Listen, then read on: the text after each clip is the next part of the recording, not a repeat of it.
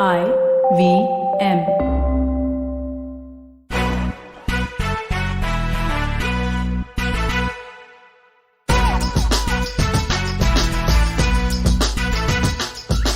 Hi, we're Team Splainer. Welcome to an all-new episode of Press Decode, a weekly podcast where we take Splainer's mission to declutter the news one step further.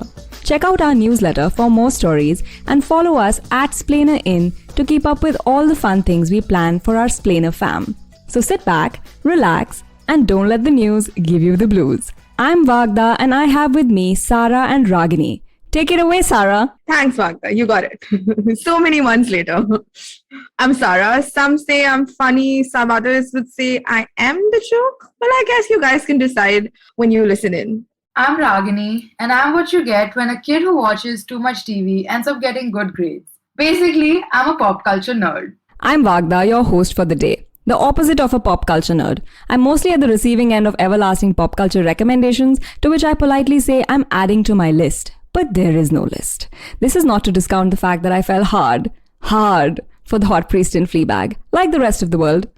We have 3 segments for you today. In our big story, we will talk about the hero of the movie Hotel Rwanda, Paul Rusesabagina, who was the inspiration behind the heroic character played by Don Cheadle in the movie, now finds himself convicted of terror crimes in Rwanda. In our Food for Thought segment, we will see what China is up to, with many reports coming in about celebrities disappearing in the country. In our final segment, Roast or Toast, we're back this week to Sara, who never disappoints with her grumps. Literally happy last week. Alright, let's begin with our big story. The movie Hotel Rwanda, for those who haven't watched it, is set in the midst of the Rwandan genocide of 1994. Rwandan history is littered with ethnic conflict between its 2 main communities, the Hutus and the Tutsis. It all began when the Belgians arrived in 1916 and divided the population based on ethnic identities, and proceeded to heavily favor the Tutsis. This is just the colonial SOP, guys. Divide and rule. Yeah, that's what it's like. Sounds very familiar. Could have been from any colony. Obviously, Hutus were unhappy, which led to a series of riots in which 20,000 Tutsis were killed. And then in 1962, when the Belgians left, the Hutus took their place, with a lot of reverse discrimination against the Tutsis, leading up to an armed conflict in 1994 between the then Hutu president Juvenal Habyarimana and now President Paul Kagame, who was then leading a Tutsi rebel group. Although Habyarimana signed a peace accord to bring the violence to an end, he was killed when his plane was shot down, for which the Tutsis were blamed. Violence continued, with soldiers and rebel groups going on a rampage, at the end of which Kagame's Tutsi group emerged victorious. And then he continues to be in power to this day. It is estimated that 800,000 people lost their lives in the 100 days between April and June 1994. Jesus. Whoa, that's The movie Hotel Rwanda released in 2005, 11 years after the genocide, and it tells the story of one Mr. Paul Rusesabagina, who is credited with saving the lives of more than 1,200 people by sheltering them in his hotel. The movie made him a global icon. He was invited to give public speeches. He was even awarded the US Presidential Medal for Freedom. Rusesabagina is now a Belgian citizen and a US resident. 16 years after the movie, he finds himself sort of abducted into Rwanda and convicted of crimes relating to terrorism, financing and founding armed groups, murder and arson. whoa. This guy was a hero, right? So is Rusesabagina a hero or not? So okay, I'm going to call him Paul R. Okay, so Paul R. to me is a slightly confusing character. He is Hutu, but his mother and wife are Tutsi. And at the time of the 1994 massacre, he was the manager of a luxury hotel and was asked to take over its sister property as well. Now, this property is the famous or infamous Hotel Rwanda. In his time as the manager, he had attended to several high-profile guests, and so he'd made a decent amount of contacts in the Tutsi government and military. He used these contacts to hold off armed Hutu militia who were out to attack the Tutsi guests taking shelter in the hotel, and he actually did manage to keep them at bay for 11 weeks. He even faxed the United Nations Peace Corps and the White House asking for help. Paul R. and his family were in fact among the last to be evacuated from the hotel, and over 1,200 lives were saved. He was actually a taxi driver in Belgium until 2005 when this movie came out, and it was only after the movie that he became an international humanitarian hero. Oh, Yeah. Very interesting. But did you guys know that he actually didn't even attend the premiere of the movie in Rwanda? The official reason that was given was that he was unwell, but according to the BBC, this screening happened at a time when Paul R. was already criticizing the Tutsi-led government for targeting Hutus. He even put out a book in 2006 in which he criticized Kagame, and he said, and I'm going to quote from the book, "The popular image persists that Rwanda is today a nation governed by and for the benefit of a small group of elite Tutsis." Now, this was also the time when the state-backed media in Rwanda started criticizing Paul R., and narratives from survivors of the genocide started coming out that contradicted Paul R.'s story. Oh. So, in 2012, a German newspaper said that Paul R. actually made people at the hotel pay to stay there and made a profit from the genocide. There's also the fact that he founded the Rwanda Movement for Democratic Change, and its armed wing, the National Liberation Front, has been accused of carrying out several attacks in Rwanda. So it's fair to say that Paul R. is a grey character. But Phil Clark, who is a professor of international politics, attended several days of his testimony, and he had this to say. It's not as clear-cut as the hero of Hotel Rwanda has been unfairly arrested and prosecuted by his government that's perceived as rapacious. And I don't know what rapacious means, but I agree with him because I think Paul R. is neither a hero nor an absolute liar. In fact, I think the title of his book describes him perfectly. It's An Ordinary Man. And I think that's what he is, an ordinary man. I'm just worried that he said that he was not unfairly arrested and all, but Paul R. didn't know where he was going in his flight, the way that he was arrested. Precisely, right? Okay, so I agree. Rusesabagina has a grey history. Okay, he's not the hero that we think he is. I give that. But we can't also discount the fact that Rwanda is known as an authoritarian state, where the current president, Mr. Kagame, exerts total control. He, like Wagda pointed out, was a Tutsi leader during the genocide. And currently, his troops are accused of plunder and massacres in neighboring Congo, and political rivals are imprisoned, subjected to sham trials, or die in mysterious circumstances at home and abroad. Top of the list of said critics is Rusesabagina, who post the release of Hotel Rwanda decided to sway this celebrity status as this international humanitarian hero, as Ragni pointed out, to launch scathing attacks on President Kagame. So he went from being a hero to an activist to an opponent to, as now the government alleges, a supporter of armed struggle. Whoa. He's had a journey.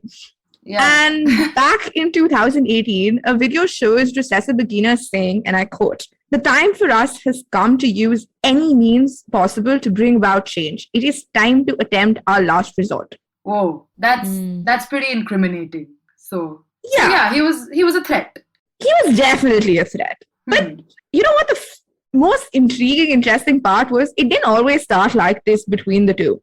Okay. During the Rwandan premiere of the film, Kagame allegedly really appreciated the film.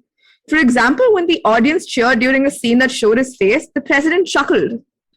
Again, sounds like someone with the movies and in our country. There has been crocodiles and whatnot. But no, we're going to talk about Kagame.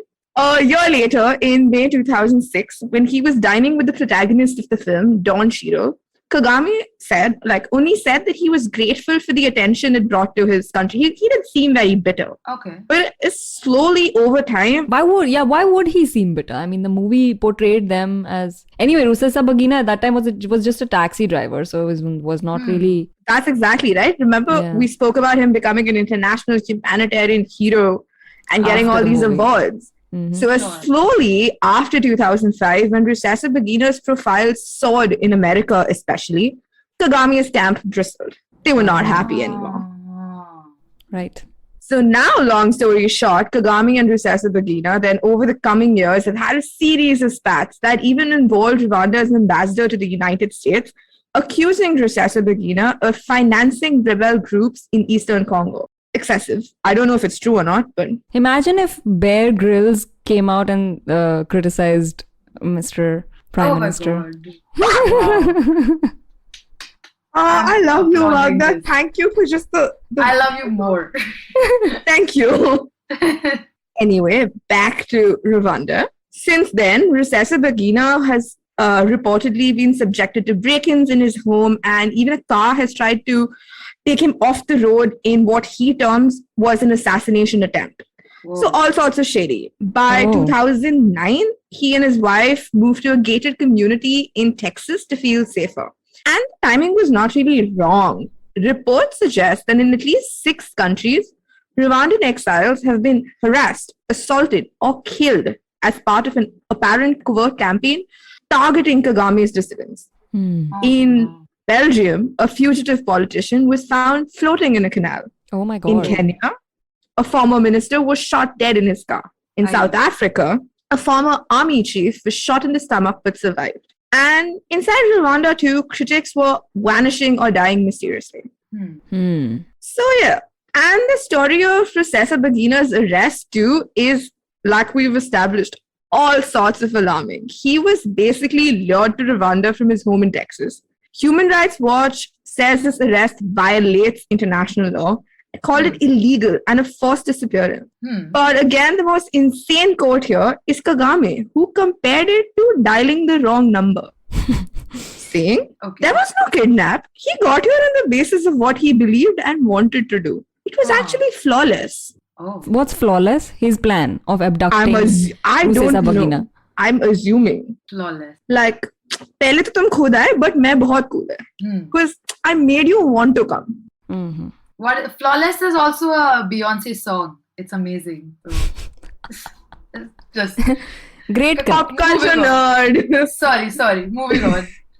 While international experts agree that Rusesabagina's trial has been a sham, which blatantly flouted basic procedural law, not all of them actually protest his innocence. So the story has left me all sorts of confused, but extremely interested. Yeah, that's true. Because I remember reading Rusesabagina also somewhere admitted that he has founded the armed Yeah. group, which Yeah. which is known for like causing Exactly. Yeah, think but then that's he- why- some law and order issues. Yeah, But then he and went on to say it's not terrorist, right? Like, That's what I think that's why the whole thing is a bit gray, because he did admit to finding it, but then he said the point wasn't terrorist activities. So I guess take what you want from Yeah, it. because I mean, when Kagame was leading the Tutsi rebel group, he was on the other side of the establishment. So that time, if he would have never Yeah, won, he would have been the it's, terrorist. Yeah. I think by far my favorite summary is he was an ordinary man, like Ragini put it. I mean, it was the title of his book. So Yeah, I don't like the fact that ordinary men want to form armed groups. yeah. fair enough. Okay. Fair enough. So, on that note, we come to the end of this segment. We will be back after a short break. You're listening to Press Decode on the IVM Podcasts Network. Eventually, you'll see the end of your childhood, Get accustomed to womanhood. enjoy the experience of sisterhood, Might get to wifehood or not, choose motherhood, or not. You'll learn to define your personhood. earn a livelihood, Change the neighborhood. and get rid of the falsehood that life post academia is easy. So join me, Natasha, And me, Ayushi, on a journey from station starting point. to station, what now? Next station, Pudin station, and hopefully Agla station, adulthood. Fresh episodes out every Thursday. Hello and welcome back to Press Decode on the IVM Podcast Network. We're Team Splainer, and make sure you follow us at SplainerIn on Instagram and Twitter to keep up with the Splainer fam. It's time for some food for thought. So, you're the biggest movie star in China. You're the highest paid. You won many awards, and the most prestigious ones too. The Golden Rooster Award for Best Directorial Debut. Can I come? Why would they name their best award Golden Rooster Award? It's because of the rooster year. That's when it began. Oh. Now I feel like the idiot. You also won the 100 Flowers Award. I mean, they're not really great at naming their awards. clearly. The 100 Flowers Award for the Best Actress and Director.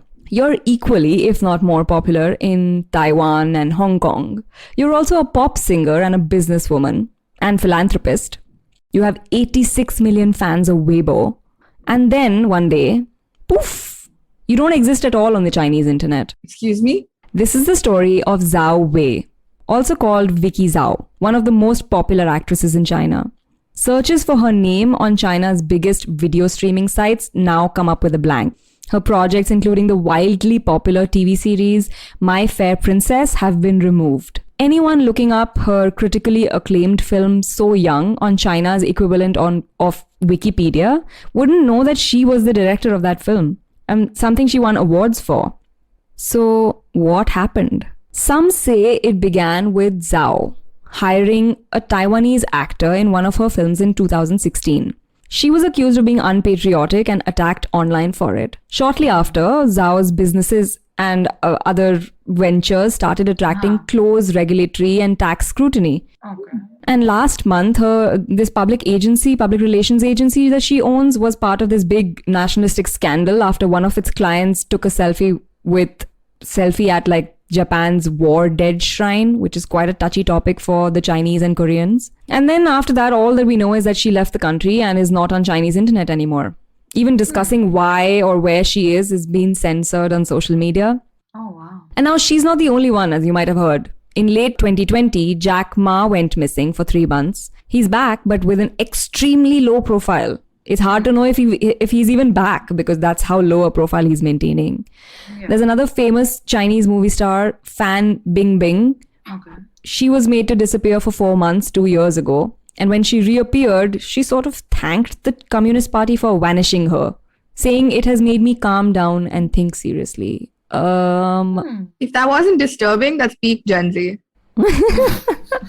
So guys, what's going on? Okay, so the Chinese government has been cracking down on celebrity culture for a while.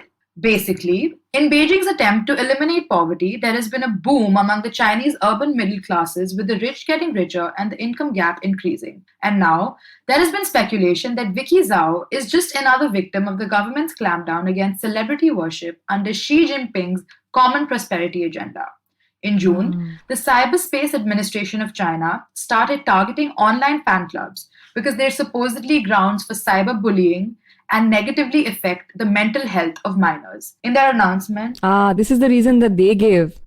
this is the reason that basically, like, they're a internet watchdog, right? So Yes. that's the reason they gave. Yeah. Anyway, so in their announcement, they said, for a period of time, fan circle fan groups have heard online verbal abuse, cheated the rankings of their idols on charts, spread rumors, and destroyed the online environment, adversely affecting the physical and mental health of minors. Now, I'm not a part of any of these fan groups, but I have a confession to make. I had a fan account for One Direction back in the day, and I used to go hard, like Wagner hard for the Hot Priest. Thanks. That's how Thanks. hard. This is getting a little non-PG-13. Sorry, but that's how hard I would go for One Direction. I remember like losing sleep and staying up just to vote for the VMAs. And yeah, I swear. And like, yeah, and this like cyberbullying, I understand it because like, you know, Directioners and Believers, we had beef. So Okay, I have a Anyway. question. What was Go on, your go on. username? Yes, I'm doing you really dirty. it was Harry Styles Snowflake. Aww. No, it's very embarrassing, please. But anyway, jokes aside, I guess for a communist state like China, this level of devotion to a single entity is obviously a threat. In fact, the fan club crackdown came just a month before the Communist Party's centenary celebration and was apparently an attempt to restore social stability. Stanley Rosen, who is a professor who specializes in Chinese films and politics, went so far as to call Zhao Wei the poster child for everything the Communist Party sees wrong with celebrity culture in China. And he said, I'm quoting, "It's a demonstration that no one, no matter how wealthy or popular, is too big to pursue." And honestly, I love Karl Marx, but come on, China. Really? No, so what is their problem? Like, why do they hate celebrities so much? They just don't want someone else to be more powerful than them or influential? Not the center of attraction. Sounds like someone. I guess that's between China and Zhao Wei. I don't know. So, like Ragini pointed out, Zhao Wei's erasure marks a broader clampdown on the country's entertainment industry and a rise in what they see as unhealthy celeb culture. Now, I don't know why a Harry Styles snowflake is anything but cute and nothing unhealthy. I know why they have a problem. Sorry, Ragini. But they do. I think the Chinese Communist Party's current stance is perfectly captured by a Beijing-based scholar who says, like the current ideology, the old communist ideology is coming back. Communism does not like entertainment and gossip. It wants politics and class warfare. So what is this old communist ideology? The internet arrived in China in January 1996, and China promptly started systemically blocking foreign websites by August the same year. By 1997, the clampdown was so well executed that Wired magazine named it the Great Firewall. I know, damn cool. I have the worst takeaways from stories. From the early 2000s, your top websites were shut down. Google was first blocked in September 2002 for 9 days and completely by 2010.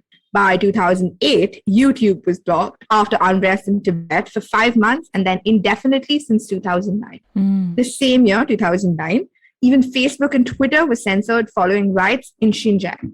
But until now, it was mostly just about deleting posts and passing authoritarian regulations. But in 2012, the advent of Xi Jinping sought to ensure that internet content more actively served the interests of the Communist Party. Okay. And thus the party moved towards silencing dissenting voices, a theme in today's episode, mobilizing party members in support of its values, and preventing foreign ideas from even entering Chinese political and social life. Whoa. Yeah, intense. Little. Jinping's ideas are best articulated by himself when he said, the internet has become the main battlefield for the public opinion struggle. Yep. So, yeah. By 2015, China launched something called the Great Canon, which I love the names they're coming. Oh my God. They can't name awards, but they're clearly naming all this really well. Which, unlike the Great Firewall, was able to adjust and replace content as it traveled around the internet. Okay. Edit content. Okay. So what really is China's big aim behind this incredible crackdown? In a sentence, it seeks to monitor and control how citizens use the internet and how they think.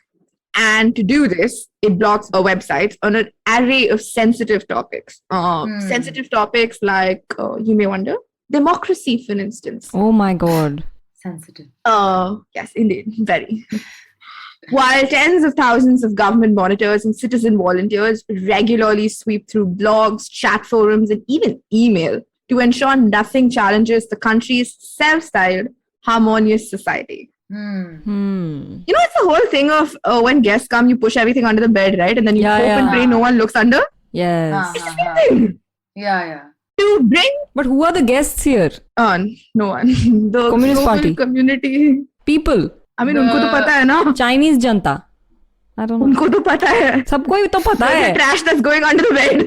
Everybody knows. Yes. Anyway, to bring all of this into perspective, the internet is still thriving in China with nearly 989 million users at the end of 2020. Moreover, the country is the world's leader in e-commerce with digital retail sales volumes double that of the United States and accounting for a staggering 40% of global e-commerce. So it's a huge market. And the Chinese government has a scary grip over each of these users. Are we getting there? Yeah. Too soon. It's too Hurts soon. now. Okay. So with that scary note, we come to the end of our second segment. We'll be right back after a short break. You're listening to Press Decode on the IVM Podcast Network.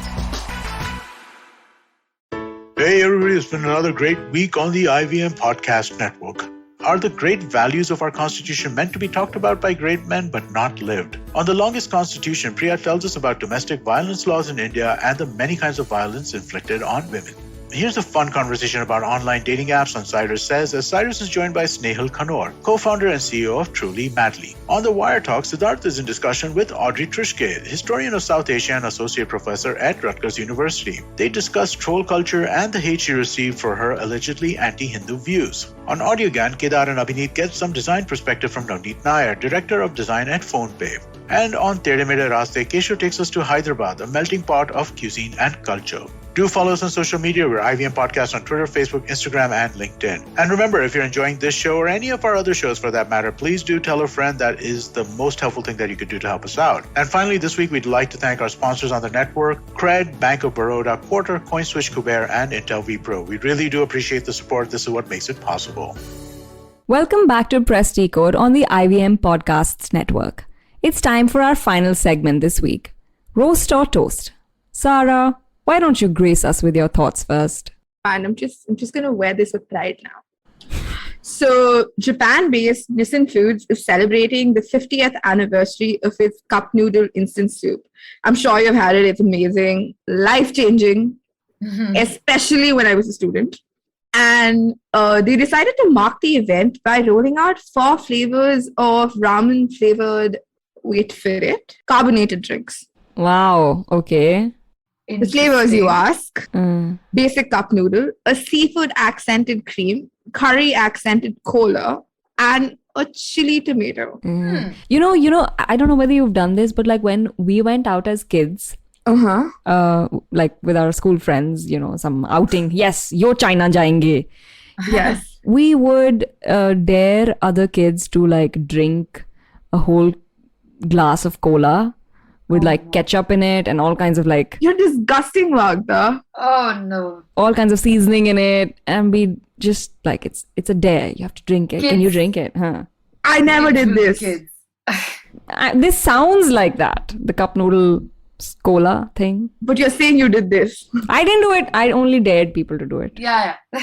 Oh, wow. So proud you look.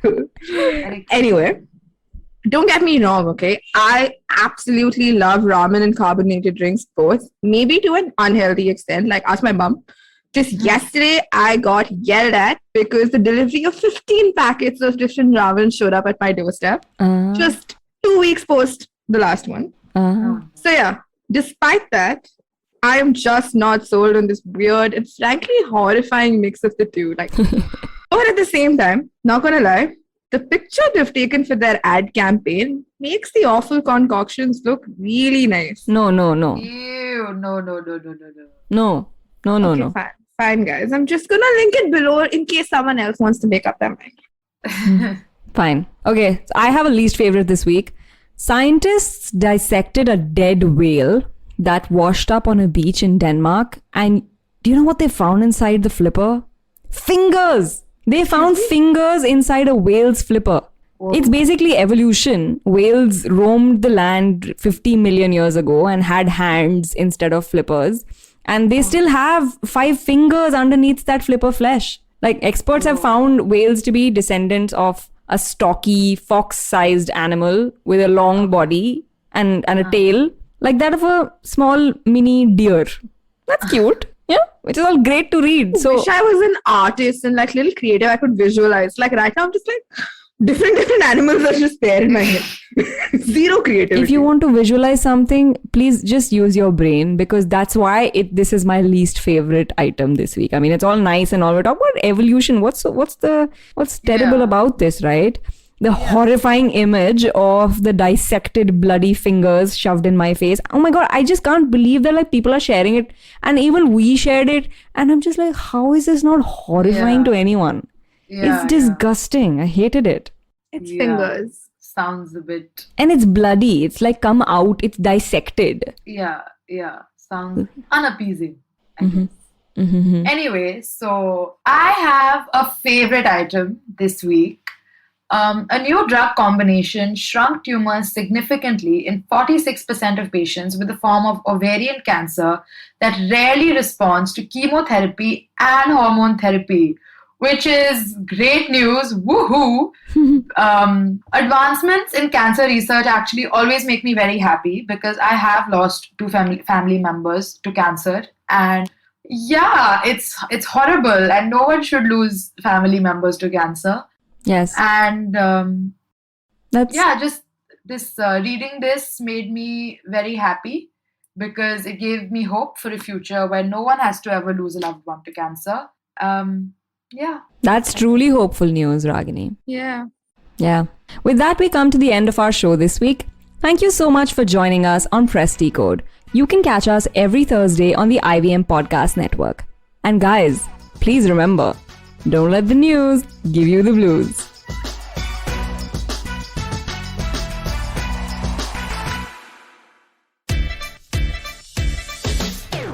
From uncensored and unfiltered chats with the who's who of the entertainment industry, I, Siddharth Kannan, bring you a very heartcake chat show called Candid Kannan. Tune in every Friday on the IVM Podcast app or wherever you get your podcasts.